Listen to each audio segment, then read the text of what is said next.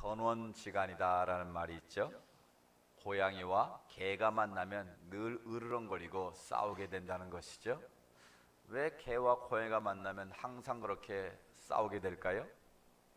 이 동물학자들의 연구에 의하면 서로의 감정을 표현하는 신호 체계가 다르기 때문이랍니다. 개는 자기가 누구를 만나서 기쁘고 반가우면 꼬리를 들고 막 흔드는 게 반갑다는 표시라는 거예요. 그런데 고양이 입장에서 보면 꼬리를 흔드는 것은 저게 나오고 싸우자고 선전포고하는구나 이렇게 생각을 하기 때문에 서로 으르렁거린다는 거예요. 반대로 개가 꼬리를 딱 내리고 나 오늘 기분 별로 안 좋아, 나 건드리지 마 그러고 있는데, 또 고양이 입장에서 보면 그 꼬리를 내리고 있는 게 쟤가 오늘 나하고 기분 좋게 놀자는 뜻이구나라고 이해를 한다는 거예요.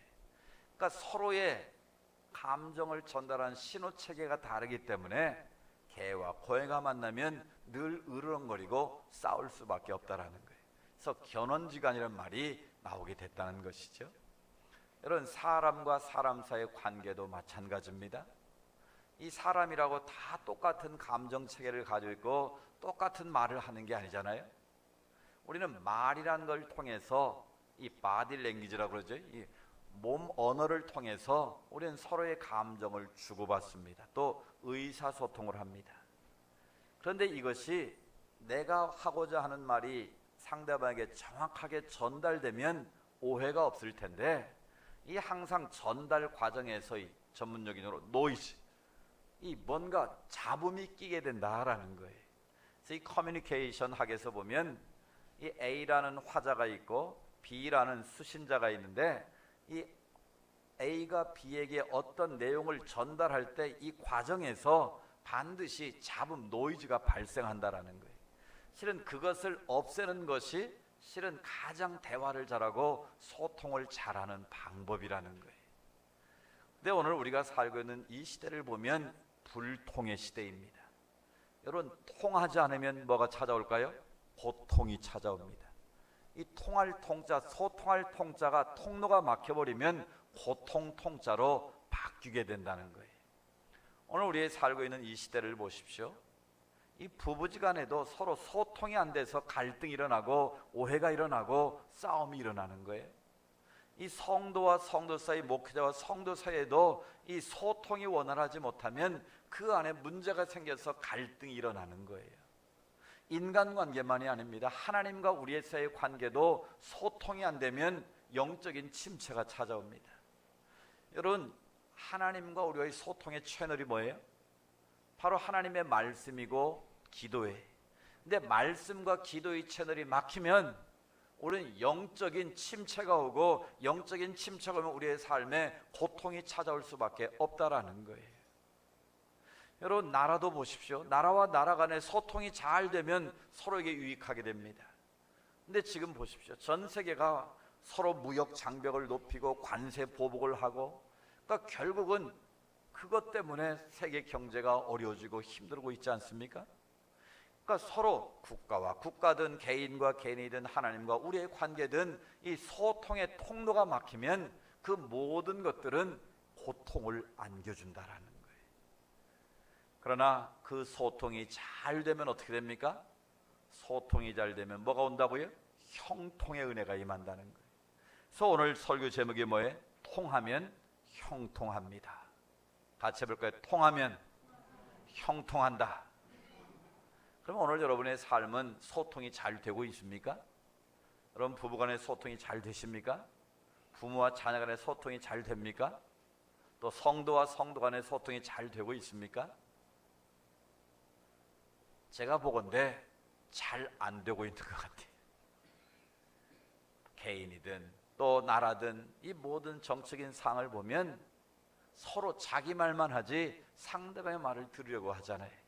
그러니까 결국 불통이 이루어지고 그 통이 바로 고통 통자가 돼서 우리에게 아픔을 주고 상처를 주고 있다라는 거예요.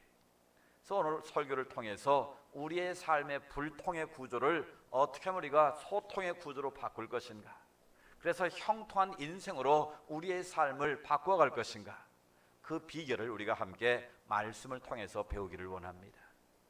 오늘 우리가 읽은 본문 말씀은 이제 여호수아의 거의 막바지에 이르렀습니다. 올 1월 초초부터 강하고 담대라는 표를 가지고 여호수아서의 말씀을 차례차례 우리가 살펴봤는데요. 이제 거의 막바지 단계에 왔습니다. 가나안의 정복 전쟁을 통해서 하나님의 예비하신 대로 제비를 뽑아서 각 지파에게 땅을 분배를 했습니다. 분배를 해서 요단 동편에는 루벤 지파, 갓 지파, 므낫세 반 지파, 두 지파 반이 요단 동편 땅을 차지해 살게 되고, 이제 요단 서편 땅은 나머지 9지파 반이 땅을 차지해서 하나님의 주시는 안식을 누리며 살게 하셨습니다. 그리고 실로라는 곳에 하나님의 성전을 세우게 단을 쌓게 하시고 1년에 3번씩 반드시 이스라엘 백성 요단 동편에 살도 같이 와서 그곳에서 하나님을 예배하고 하나님께 영광 돌리기를 원하셨습니다. 여기까지 이제 모든 것이 세팅이 다 잘 됐습니다.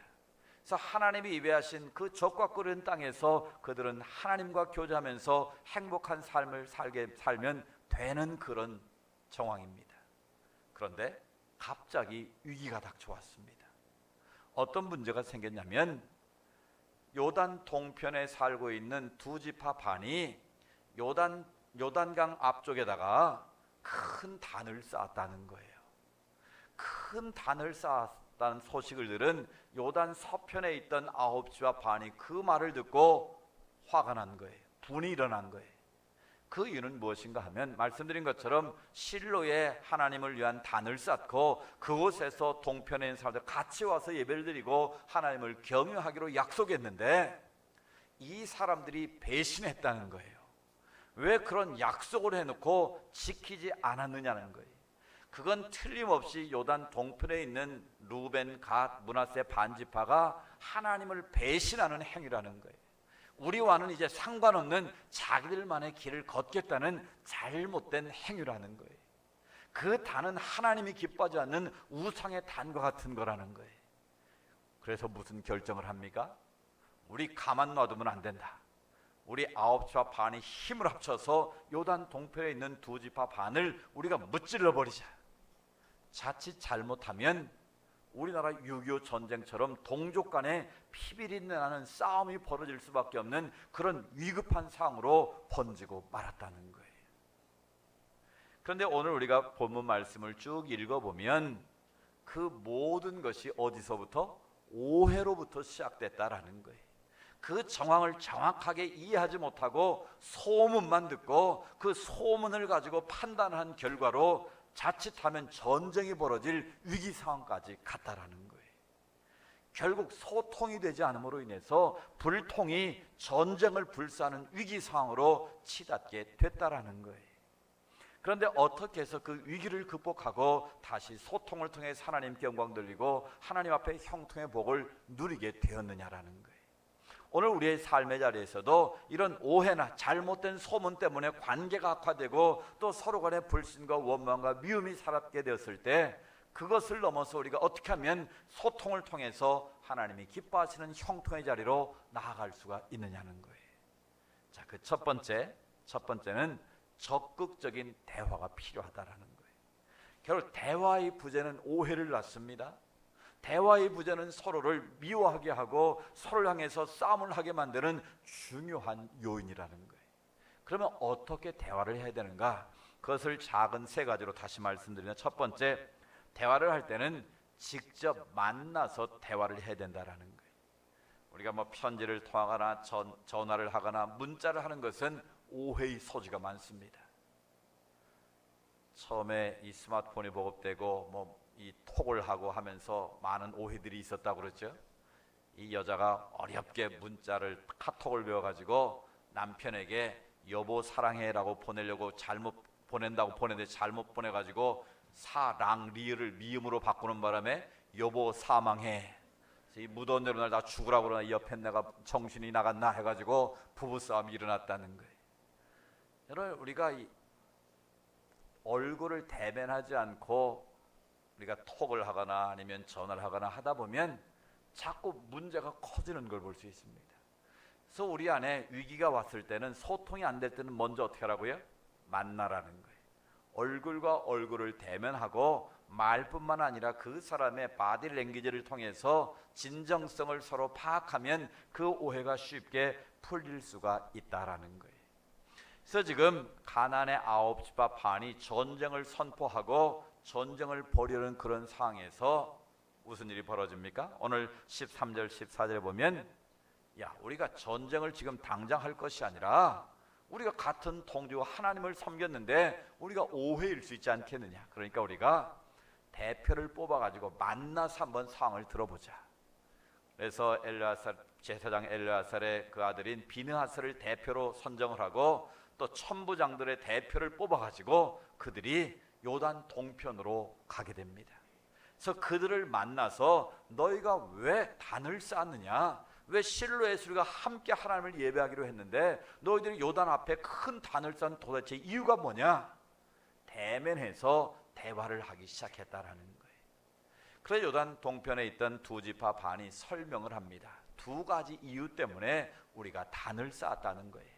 지금은 우리가 하나님의 은혜 가운데 가나안을 찾아 우리가 한 민족이고 하나님께 주신 그 복을 받았다는 걸 우리가 다 알고 있지만, 만약 한 세대 두 세대가 점점 지나면 요단 서편에 사는 너희 9지파 반이 수가 많으니까 요단 동편에 있는 우리 후손들에게 너희는 우리와 지역이 다르고 다른 지역에 사니까 너희는 하나님을 경배하는 자들이 아니다, 다시 말하면 하나님이 택하신 백성이 아니다라고 말하면 우리 자손들이 무슨 증거를 가지고 아니야, 우리가 야곱의 12지파의 후손이야, 우리도 너희와 똑같이 하나님을 섬기는 하나님의 사람들이라고 어떻게 우리가 증명할 수 있겠느냐는 거예요.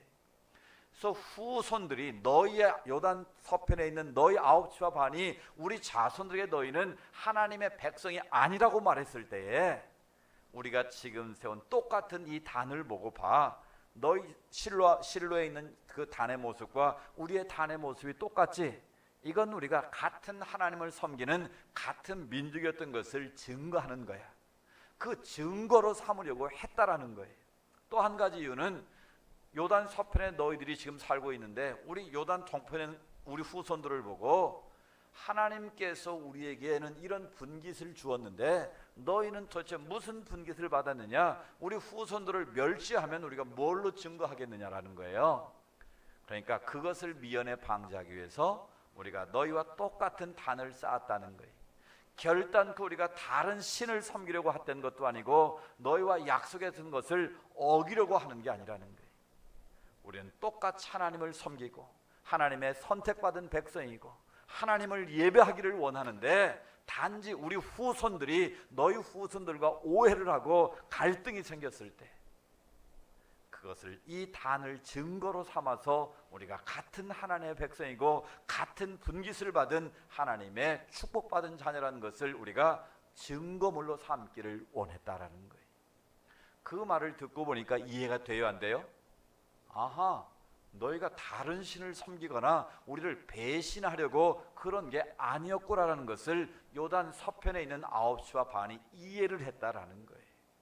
보십시오. 오해를 해서 전쟁까지 불사했던 위기 상황인데 비느하스를 보내고 천부장들, 두령들이 가서 대화를 하니까 그 오해가 대화를 하는 가운데 다 풀려지게 됐다라는 거예요. 그래서 오해가 풀리니까 우리가 같이 즐거워하고 기뻐하자. 그래서 다시는 너희와 싸울 말을 우리가 하지 않겠다고 말하고 하나님께 영광 돌리는 해피엔딩의 사건이 이루어지게 되었다라는 거예요. 그렇습니다.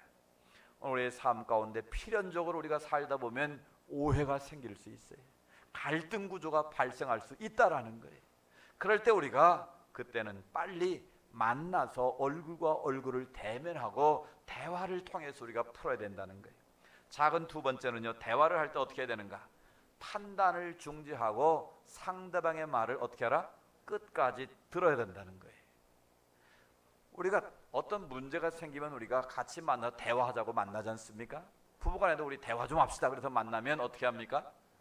대화를 하는 게 아니라 대놓고 화를 낼 때가 많아요.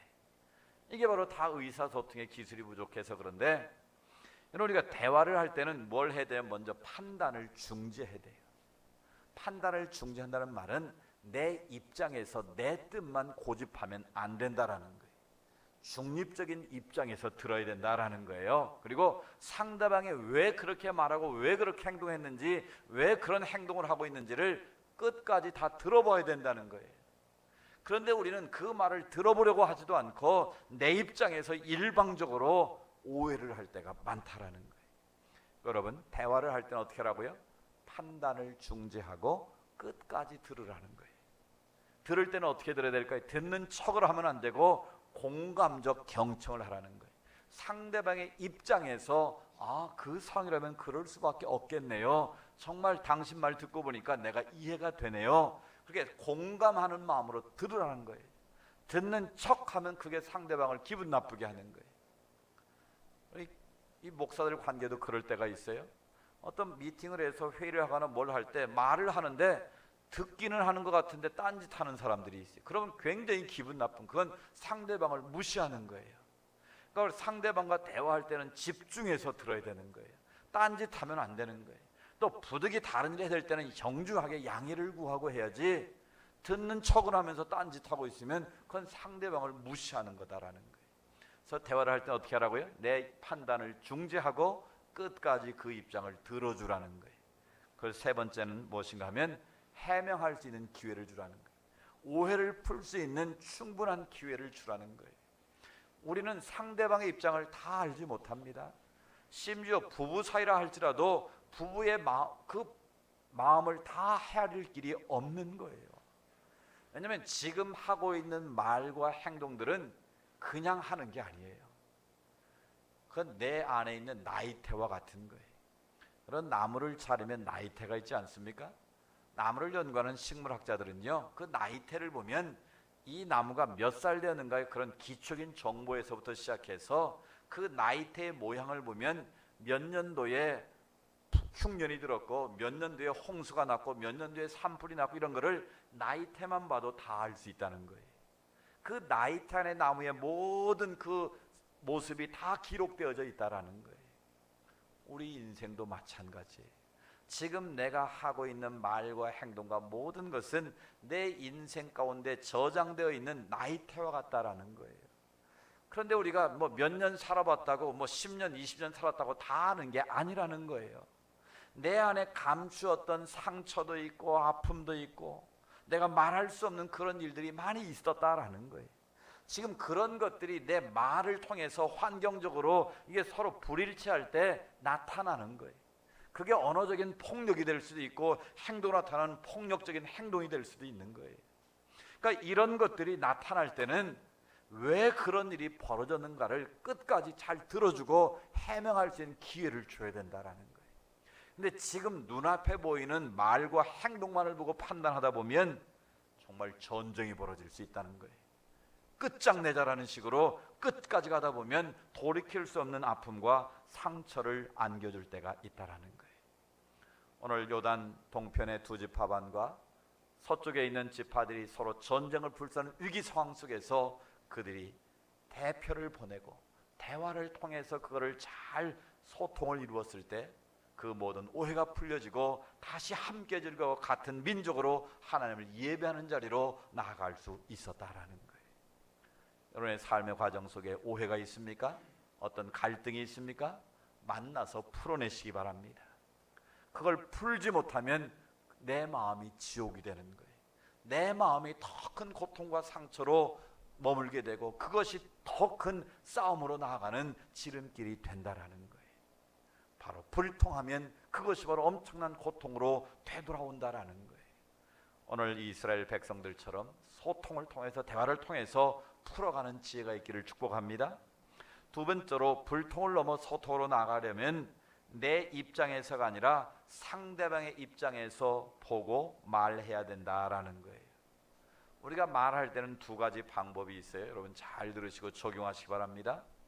I 메시지가 있고 U 메시지가 있어요.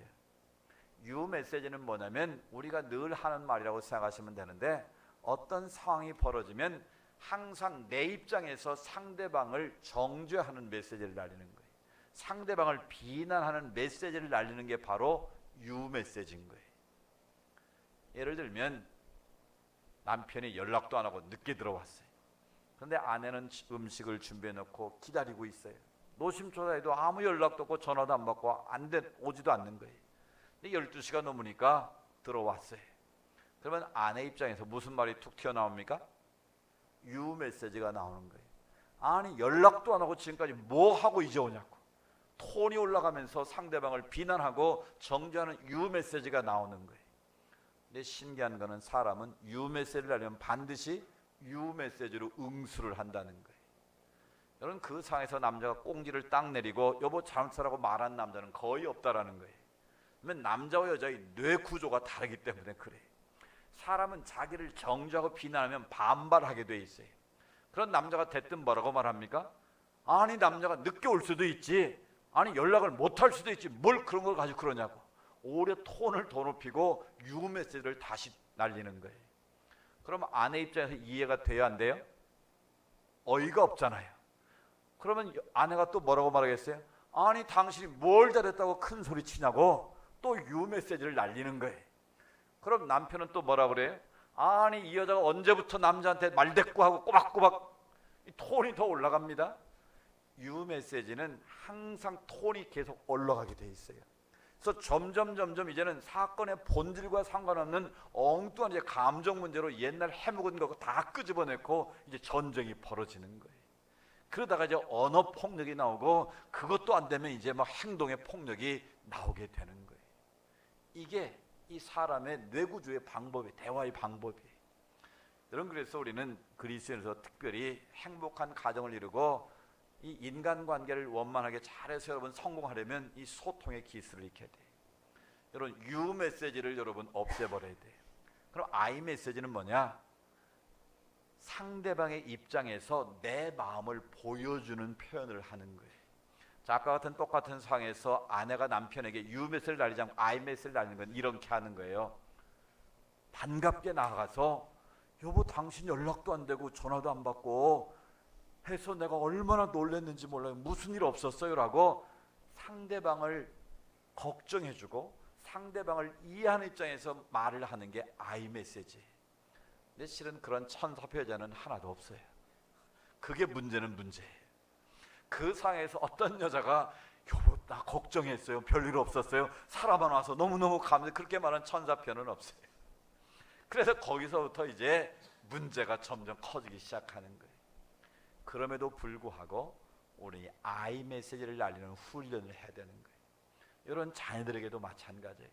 너 내가 밥을 안 해줬냐, 책을 안 해줬냐, 너 성적이 이 모양이야? 이게 무슨 메시지? 유 메시지를 날리는 거예요. 그러면 애들은 뭐라고 해요? 좀 심한 애들은 뭐 아버지는 공부 잘했어요? 뭐 이렇게 대든단 말이에요. 이게 애들도 똑같이 유 메시지를 날리는 거예요. 그런데 I 메시지를 한번 날려보세요. 아들아 이 터에 얼마나 학교 다녀 고생이 많냐. 네가 학교 다니는 것만도 아버지는 고맙다. 그렇게 말할 천사표 아빠는 없지만 그래도 그렇게 말을 해야 아이의 마음이 풀어진다는 거예요. 다 뭐 미 맞고 약 맞고 가 맞고 와도 야 너무 편식하지 말고 저 수도 좀 맞아보고 우도 좀 맞아봐. 그렇게 말해 애가 양심의 가책이 생기고 아 우리 아빠가 저렇게 말씀하시는구나. 내가 좀 더 잘해봐야겠구나. 그렇게 마음을 먹지 정죄하는 유메시를 날리면 애가 자꾸 삐뚤어지기만 하지 정도로 걸어가지 않는다는 거예요. 우리의 모든 삶의 구조가 마찬가지예요. 직장 생활하는 분도 마찬가지예요. 자기가 남보다 높은 지위에 있으면 밑에 사람이 잘못하면 너 그것도 못해? 능력이 그거밖에 안 돼? 이 다 유메시지를 날리는 거예요. 그러면 밑에 사람이 뭐라 지는 뭐 잘했어? 이러면서 반감을 품게 되고 나중에 그게 불씨가 되면 어떤 문제가 됐을 때 큰 도화선이 돼서 해결이 안 되는 경우가 허다하다는 거예요. 여러분 어떤 경우에도 I 메시지를 날리시기 바랍니다. 내 입장에서 말하지 말고 상대방 입장에서 배려하고 존중하는 메시지를 날리면 그게 다 자기의 덕을 쌓는 거예요. 결정적일 때 그 말 한마디가 천냥빚을 갚는 것처럼 나에게 유익이 되고 그 모든 삶에 형통케 하는 원리가 된다라는 거예요. 그런 내 입장에서 말하지 말고 상대방 입장에서 말하는 은혜가 있기를 원합니다. 이런 이야기가 있어요. 우리는 상대방의 상황을 다 몰라요. 한 남자가 아이 둘을 데리고 기차를 탔는데 다른 사람들이 다 피곤해서 지금 눈을 감고 쉬고 있어요. 근데 아이 둘이 막 뛰고 정신이 없이 돌아다니는 거예요. 근데 그 남자는, 아빠 같은 남자는 창만 바로 멍하니 쳐다만 보고 있지 아이를 제지하지를 않는 거예요. 그래서 화가 난 한 부인이 말합니다. 여보세요, 지금 다 사람들 쉬고 있잖아요. 그런데 애들이 이렇게 뛰고 난리인데 왜 가만히 계세요? 애들 좀 제지하세요. 그 남자가 정말 죄송합니다. 내가 잠시 딴 생각을 하느라고 내가 저 아이를 제지 못해 죄송합니다. 실은 제가 제 아내가 교통사고를 당해서 지금 장례를 치르고 오는 중입니다. 제가 앞으로 어떻게 살지 너무 막막하고 저희를 어떻게 키워야 될지 막막해서 제가 잠시 딴 생각을 하다가 아이를 통제하지 못했습니다. 정말 죄송합니다. 그 말을 들으니까 부인이 어떻게 화를 냈던 부인이 어떻게 했어요? 죄송합니다. 제가 그 상황을 이해하지 못해서 제가 실수했습니다. 여러분, 이런 경우들이 허다하다는 거예요. 내 입장에서 결과만을 보고 우리가 쉽게 말하지만 그 상대방의 입장과 그 상대방을 배려하지 못하면 이런 실수를 하는 일이 다반사라는 거예요. 여러분, 우리가 어떤 경우에든지 내 입장에서 말하지 말고 상대방의 입장에서 배려하는 은혜가 있기를 원합니다. 그러면 그 가정이 형통해지고 직장이 형통해지고 내가 하는 사업이 형통해야 될 줄로 믿습니다. 마지막으로 중요한 것은 바른 말이 아니라 덕을 세우는 말을 하시기 바랍니다. 여러분, 어느 곳에 가든지 바른 말 하기가 쉬워요? 덕을 세우는 말 하기가 쉬워요? 여당 하기가 쉬울까요? 야당 하기가 쉬울까요? 여러분, 야당이 쉬운 거예요. 야당은 뭐만 하면 돼요? 이것도 잘못하고 저도 잘하고 자꾸 지적질만 잘하면 되는 거예요. 근데 더 잘하려면 대안을 제시하는 게 진짜 잘하는 거죠.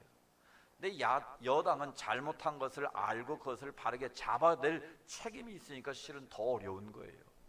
우리 인간관계도 마찬가지예요. 잘못된 거 보고 지적하는 것은 누구나 할 수, 내가 안 해도 할 수 있는 거예요, 그거는.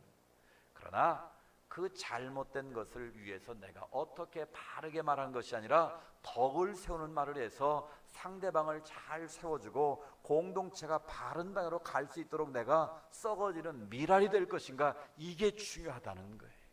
특별히 교회 공동체는 마찬가지입니다. 여러분, 내 마음에 다 드는 게 어디 있어요? 우리는 신앙의 백그라운드가 다 달라요. 교단도 다를 수 있어요.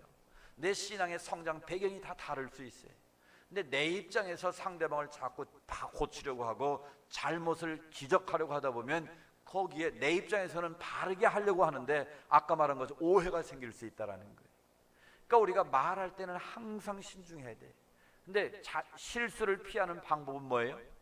덕을 세우는 말을 하면 되는 거예요. 좋은 말을 하면 된다, 그 말이에요. 믿음의 말을 하면 되고 칭찬의 말, 격려의 말을 해주면 돼. 그러니까 잘못을 자꾸 지적하려고 하지 말고 그 사람의 장점을 자꾸 말해주라는 거예요. 좋은 점을 말해주라는 거예요. 그러면 그 사람이 실은 내가 이런 잘못이 있는데 저분은 나를 이렇게 좋은 점만 봐주시는구나. 그러면 그 사람의 변화가 일어나기 시작하는 거예요. 그래야 상대방이 점점 변화되는 거예요. 나쁜 짓 하면 나쁜 짓 한 걸 누가 제일 잘 알아요? 지가 제일 잘하는 거예요. 나쁜 짓 한 사람이 제일 잘하는 거예요. 예배 시간 늦으면 예배 시간 늦는 거 잘못한 거 누가 잘 알아요? 목사가 지적 안 해도 자기가 죄송한 마음으로 온 거예요.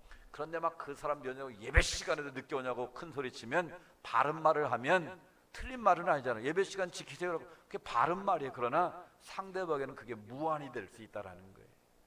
그렇게 하면 어떻게 하면 돼요? 덕을 세우면 어떻게 하면 돼요? 비록 늦었지만 이 더운 날 열심히 와서 얼마나 감사한지 몰라요. 참 잘했어요. 다음에 또 늦지 마세요라고, 늦으세요라고 하면 안 되고 다음에는 더 한번 열심을 한번 내보세요. 그렇게 하면 위로가 되고 격려가 되는 거예요. 여러분, 항상 성전에서는 덕을 세우는 말 하시기 바랍니다. 상대방을 세워주고 격려하는 말을 하면 그 약한 자가 믿음이 세워지는 거예요. 더 그것을 통해서 더 아름다운 모습으로 바뀌어질 수가 있다라는 거예요. 우리는 허물이 있고 실수가 있을 수 있어요. 목사도 허물이 있고 실수가 있어요. 말에 잘못할 수가 있어요. 홍정길 목사님이 그런 말씀하시더라고요. 그 말이 참 많이 하면서 바른 말을 잘하는 권사님이 계셨대요. 그런데 이분들은 뭐 꼭 그렇다고 신앙생활을 아주 잘하는 분도 아니고 주일날 뭐 엉뚱한 뭐 놀러도 가고 뭐 잘 빠지기도 하는데 남이 한번 빠지면 그걸 못 참아주고 막 바른 말을 하는 분이라는 거예요. 근데 어느 주일날 남편하고 같이 이 권사님이 예배를 안 오고 등산을 갔다가 남편이 발이 부러졌대. 그래서 그 교구 모임을 하는데 홍 목사님이 그 말을 듣고 말에 실수했는데 쌤통이다 그랬대. 그 말을 하고 나니까 아차 내가 말 잘못했구나. 근데 말에는 한번 내뱉으면 이게 수습이 안 되잖아요. 그래서 어쩔 줄 몰라 하고 있는데 그 교구 권사님 목사님 걱정하지 마세요. 내가 다 해결할게요. 그 권사님 교구 권사님이 수박 한 통을 딱 사들고 그 권사님을 찾아간 거예요. 웬일이야? 그러니까 목사님이 당신 남편 발 부러졌다고 말씀드렸더니 수박 한 통 사다가 드리라고 해서 내가 수박 사들고 왔어. 마음에 찌니까 목사님 뭐라 그래? 목사님이 이 더운 날 다리 부러져 얼마나 고생 많으시겠냐고 엄청 걱정하시더라. 목사님이 빨리 회복돼서 빨리 나오기를 원하시다. 목사님이 꼭 오고 싶었는데 알잖아 목사님 바쁜 거 나한테 대신 위로해주고 격려해주라고 나 보내신 거야. 그 말을 들은 권사님 마음이 어땠겠어요? 우리 목사 역시 훌륭하신 분이구나. 좋으신 분이구나. 이건 누가 그렇게 만든 거예요? 만약 바른 말만 하는 교구 권사님 어떻게 말했겠어요? 야, 네 남편 다리 부러졌다 그러니까 우리 목사님 쌤통이라 그러더라. 그럼 무슨 일이 벌어졌겠어요? 그 다리 지가 잘못했지만 목사님에 대한 존경심이 생기겠습니까? 좋은 관계가 되겠습니까? 여러분, 덕을 세우는 말을 하는 게 그래서 중요한 거예요. 우리 오늘리교회 성도님들은 제가 실수하더라도 그렇게 덕을 세우는 말을 하시기 바랍니다. 쌤통이다 그래도 우리 목사님은 전혀 그런 분이 아니야. 우리 목사님은 너무 잠도 안 자고 금식하며 기도하신다고 그러더라. 그렇게 말을 전해야 서로가 은혜가 되지. 쌤통이라더라 그러면 싸움 붙이는 것밖에 더 되겠습니까? 여러분, 항상 이게 교회 안에서도 그렇고 인간관계도 마찬가지예요. 상대방에게 나쁜 말을 하면 그 말이 안 들어갈 것 같죠? 반드시 들어갑니다. 절대 말하지 마 그러면 말하지 말라는 것까지 들어간다는 거 아셔야 돼요. 여러분, 항상 우리는 덕을 세우는 말을 하세요. 남을 세워주고 격려한 말을 하시면 그것이 공동체를 아름답게 세우는 거예요. 교회를 아름답게 세우고 여러분의 인간관계를 아름답게 세워서 형통케 되는 하나님의 역사가 임하는 거예요. 여러분, 우리의 삶은 오해가 생길 수 있습니다. 오해 때문에 갈등이 일어날 수도 있어요.